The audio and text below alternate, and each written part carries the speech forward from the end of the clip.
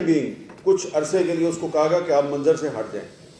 تو ابھی جو ادھر شروع میں جو بات ہوئی تھی نا کہ جی وہ کچھ لوگوں نے اس کی ٹرولنگ کی تھی، تو تھوڑے دن کے لیے تو بہت سے لوگ جاتے ہیں. ہم اس چیز کے عینی شاہد ہیں کہ وہ کچھ عرصے کے لیے بہت شدید اصرار پہ تھوڑے عرصے کے لیے کچھ دن کے لیے اس کو کہا گیا تھا کہ آپ منظر سے ہٹ جائیں.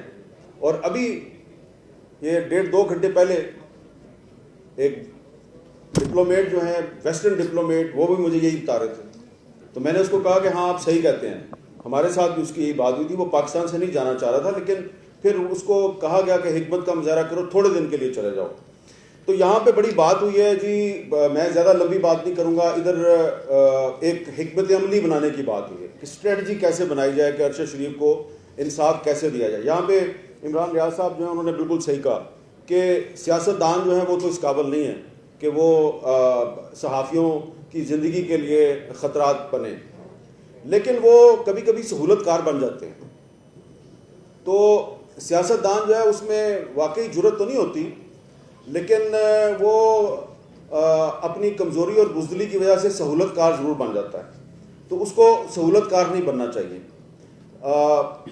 ہمارے یہاں پہ ایک دوست نے بھی بات کی، سلیم صادی صاحب نے، کہ انہوں نے بہت سے نام لیے، بہت سے صحافیوں کے نام لیے کہ اگر ان کے مقدمہ قتل یا ان کی شہادت کی تحقیقات کی جاتی ہیں، اس میں ہم اگر اپنی اتحاد کا مظاہرہ کرتے تو شاید ارشد شریف کو بھی شہید نہ کیا جاتا.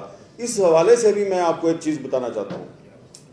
جب 2016-17 میں ارشد شریف شہید نے اسلام آباد ہائی کورٹ میں ایک پٹیشن دائر کی، اور ان کے وکیل تھے شبیر صاحب، شاید ان کا نام تھا. تو انہوں نے ایک پٹیشن دائر کی کہ جی جو حامد میر پہ جو اٹیک ہوا تھا تو اس کی جو انکوائری رپورٹ ہے وہ پیش کی جائے. اچھا، اب میں نے جب وہ اخبار میں خبر پڑھی تو عامر مدین کے گھر میں ارشد شریف کو ملا. میں نے اس کو کہا یار آپ نے پٹیشن دائر کیا؟ کہتے ہیں ہاں جی کی ہے. تو اب میں نے اس کو پوچھا یار خیریت ہے، آپ نے کیوں پٹیشن دائر؟ اس نے کہا جی کسی بھی کمیشن کا پتہ ہی نہیں چلتا، رپورٹ ہی نہیں آتی. تو کم از کم ایک یہ کمیشن ہے، اس میں سپریم کورٹ کا چیف جسٹس جو ہے وہ اس کو ہیڈ کر رہا تھا، اس کی سربراہی کر رہا تھا اس کمیشن کی. تو یہ رپورٹ تو آنی چاہیے نا. میں نے کہا چلو ٹھیک ہے. اب میں نے اس وقت سوچا، معذرت سے یہاں پہ ہمارے پی ایف یو جی کی لیڈرشپ بھی موجود ہے، میں نے سوچا یار یہ کام تو پی ایف یو جی کو کرنا چاہیے تھا، یہ ارشد شریف کر رہا ہے. لیکن شکر ہے کہ آج ارشد شریف کے معاملے پہ پی ایف یو جی خاموش نہیں ہے.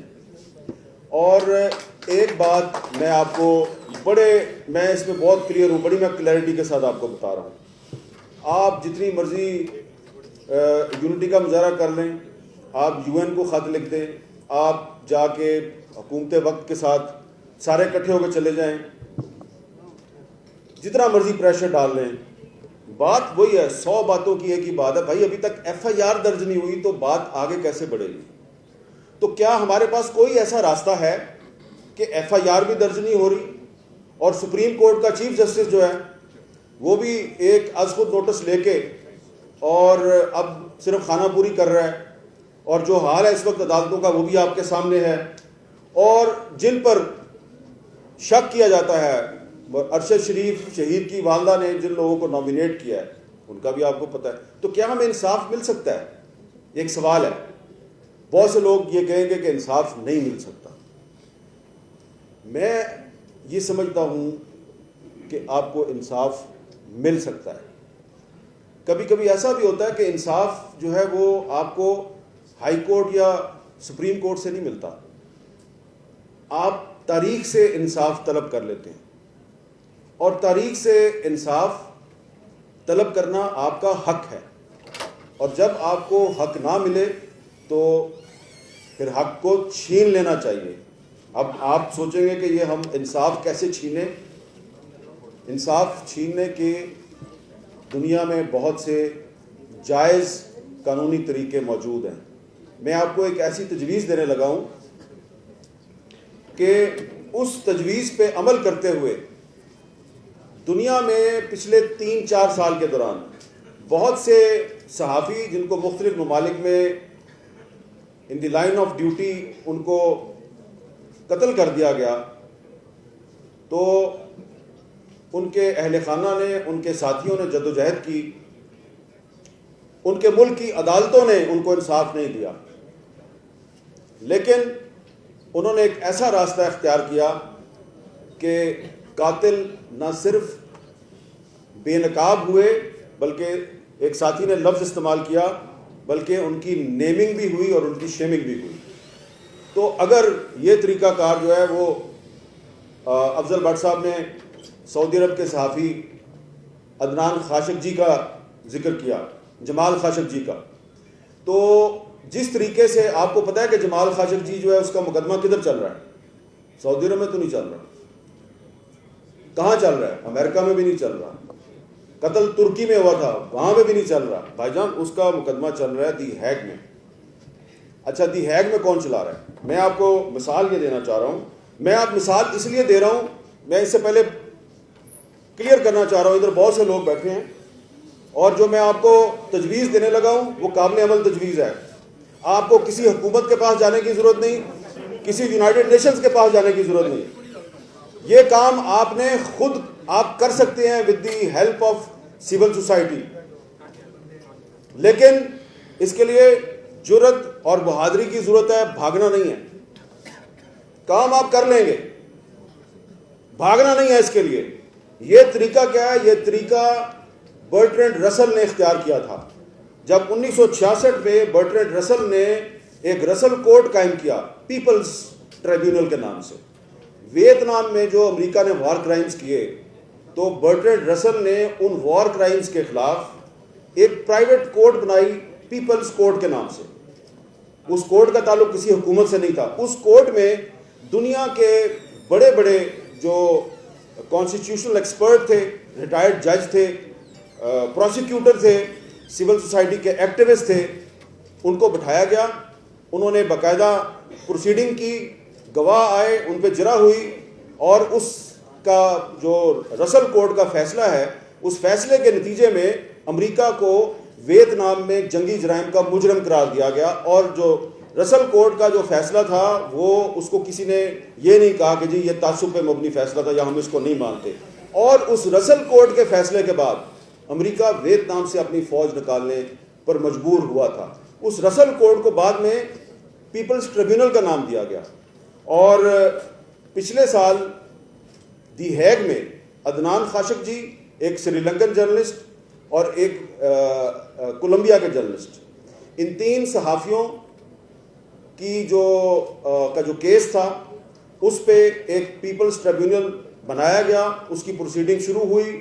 پھر وہ جو ٹریبیونل تھا وہ ان تینوں ملکوں میں گیا اور اس نے اس ٹریبیونل کو سعودی عرب میں نہیں جانے دیا گیا، لیکن عدنان خاشقجی کی جو وائف ہیں، جمال خاشقجی کی جو وائف ہیں، انہوں نے اس ٹریبیونل کے سامنے آ کے اپنی سٹیٹمنٹ دی۔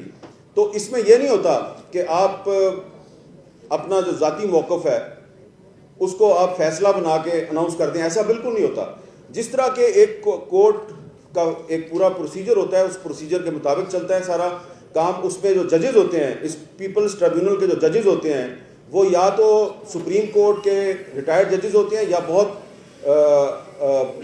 اچھی انٹیگریٹی اور ساکھ والے پروسیکیوٹرز ہوتے ہیں۔ تو ان کی تو پاکستان میں کمی نہیں ہے۔ تو اب آپ نے کرنا کیا ہے؟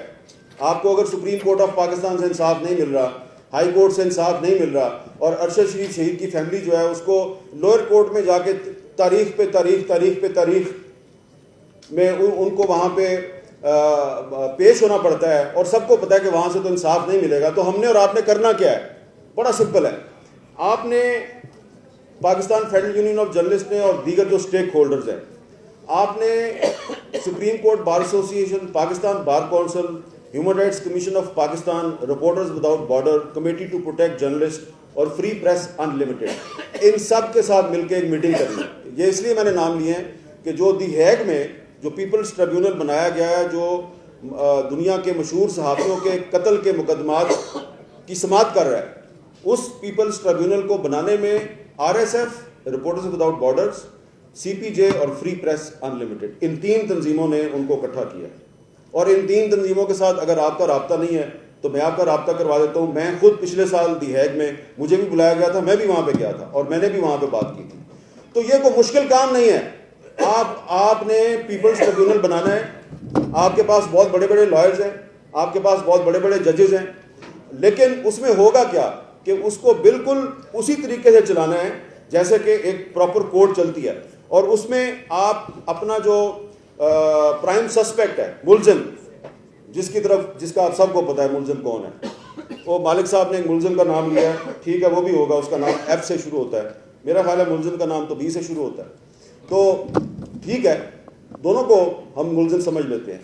تو جتنے بھی ملزمان ہیں ان ملزمان کو باقاعدہ ہم سمن بھیجیں گے پیپلز ٹریبیونل کی طرف سے. ان کو خط لکھا جائے گا کہ اتنے فلاں دن اتنے بجے فلاں جگہ پہ ہماری سماعت ہوگی, ہماری پروسیڈنگ ہوگی, آپ آئیں اور اپنا موقف دیں. اگر وہ نہیں آتے تو اپنا وکیل بھیج دیں, اگر وکیل نہیں آتا اس کا مطلب ہے گلٹی. تو جس طرح جو رسل کورٹ کا فیصلہ تھا, جو پیپلز ٹریبیونل تھا, اس کے فیصلے کی بنیاد پہ امریکہ جیسی ایک سپر پاور ویتنام سے اپنی فوج نکالنے پہ مجبور ہوئی تھی.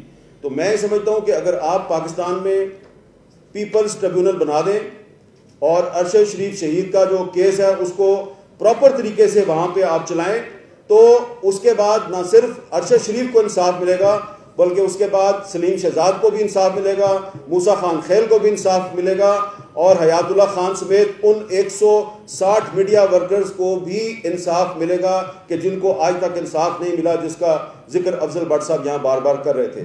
تو یہ کوئی مشکل کام نہیں ہے, اس کے لیے کسی حکومت کے پاس جانے کی ضرورت نہیں ہے, کسی یونائٹڈ نیشنز کے پاس جانے کی ضرورت نہیں ہے. یہ کام آپ کر سکتے ہیں, ہم حاضر ہیں آپ کا یہ کام کرنے کے لیے, لیکن اس کے لیے آپ کو صرف تھوڑی سی جرأت اور تھوڑی سی بہادری کی ضرورت ہے. بہت بہت شکریہ.